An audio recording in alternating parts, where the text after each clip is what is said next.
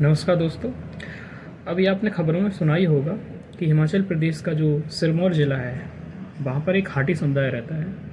तो वहाँ पे अभी एक औरत की दो पुरुषों से शादी की गई है। और इवन वहाँ की जो परंपरा है वो तो ये है कि एक औरत की दो से अधिक, तीन, चार, पाँच जितने भी हैं उनसे शादी की जाती है। और शादी कम कहिए, इसे वैश्यावृत्ति जो कहना ज़्यादा ठीक रहेगा, जो समाज आगे बढ़ा रहा है। देखिए, कभी कभी ये होता है कि कुछ परंपराएं या मान्यताएं जब हमारे सामने आती हैं तो सीधी तस्वीर पेश कर देती है कि आखिर में औरत की आज भी हमारे समाज में औकात क्या है। सही शब्द में बोल रहा हूँ, औकात का, कि समाज किस दृष्टिकोण से देखता है उसको। हकीकत यही है कि आज भी उसको वस्तु ही समझा जाता है। पहले भी समझा जाता था, आज भी समझा जाता है। हाँ, वो बात अलग है कि हम पढ़ लिख गए हैं और बात करते हैं महिला सशक्तिकरण, वुमेन एम्पावरमेंट कर रहे हैं, देवी तुम शक्ति हो, तुम श्रद्धा हो। ये सब चोचले फालतू के। हकीकत वही है कि महिला को आज तक एक वस्तु के रूप में ही समझा गया है। तो इसकी बात करते हैं हाटी समुदाय में क्या हुआ। हिमाचल प्रदेश का एक जिला है सिरमौर। सिरमौर में एक गांव है कुनहट गांव। अभी वहाँ पर एक औरत की दो सगे भाइयों से शादी की गई है। ठीक है। अब वहाँ पे तो लोग जो हैं, उस समुदाय के लोग हैं और जो गांव के लोग हैं उसको सेलिब्रेट कर रहे हैं अच्छे से। ठीक है। तो ये इसके बारे में थोड़ा बहुत जान लेते हैं कि यह परंपरा आज से नहीं, बहुत पुरातन काल से है। इसको जोड़ के देखा जाता है द्रौपदी से। ठीक है ना। लेकिन मेन चीज़ ये है कि भले ही एक समय ये प्रथा थी, लेकिन अब तो बंद कर दो ना।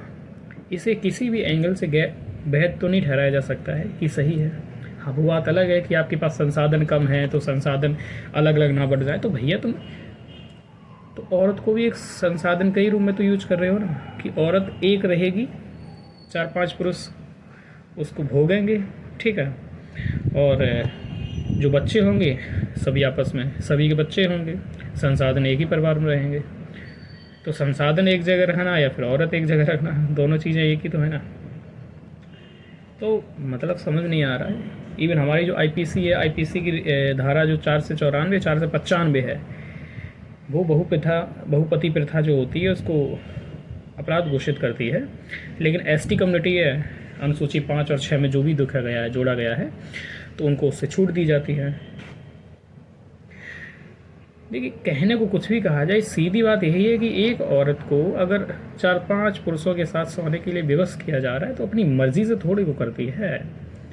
समाज जोरा भरी, क्योंकि कई सारी स्टडी भी आई है, कहा भी गया है कि औरतें नहीं चाहती हैं ऐसा, लेकिन जोरा भरी घर वाले और समाज वाले करवाते हैं। अब इस पर टाइम बांट दिया जाता है कि इतने टाइम आप उनके साथ रहोगी, सोगी, इतने टाइम इसके साथ। और भैया उसकी भी तो मेंटल लेवल कुछ होता है, वो भी एक इंसान है, वो भी गर्मा के साथ। उसको तो एक सीधा प्रोस्टिट्यूशन में धकेल दिया, सीधी बात है। ये वैश्यावृत्ति ही है। ठीक है।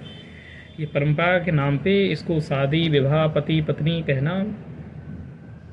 ये डबल स्टैंडर्ड की बात है। ठीक है ना। तो यही सारी चीज़ें हैं। बाकी यूनिफॉर्म सिविल कोड की बात जो हो रही है वो आना ही चाहिए। जब यूनिफॉर्म सिविल कोड आएगा तो उसमें इतना प्रावधान डाल दिया जाएगा कि ये रहेगी तो। लेकिन अगर कोई लड़की चैलेंज करना चाह रही है तो चैलेंज कर सकती है, उसकी सुनवाई होगी।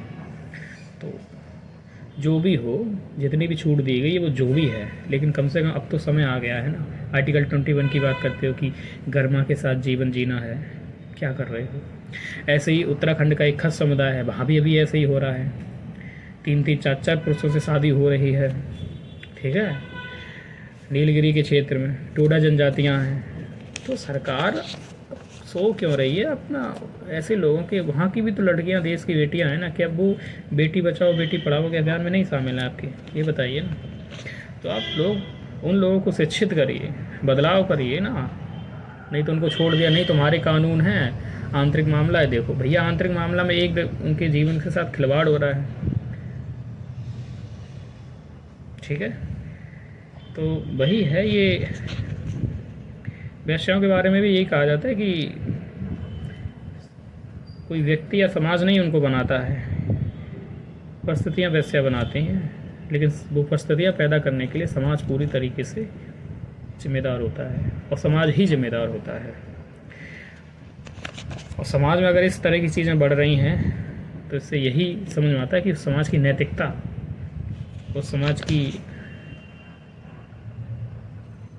अच्छाई जैसी चीज़ें हैं नहीं, नैतिकता कितनी सड़ गल चुकी है। ठीक है, बाकी आप लोग ये बताइए कि इनसे महिलाओं के कौन कौन से अधिकारों का उल्लंघन होता है, आप कमेंट में बताइए। और अगर कोई लड़की ये देख रही है तो वो तो ज़रूर बताइए। ठीक है, आप ही के समुदाय की बात है, आगे बढ़िए, मेहनत करिए और इन सब चीज़ों के लिए आवाज़ उठाइए।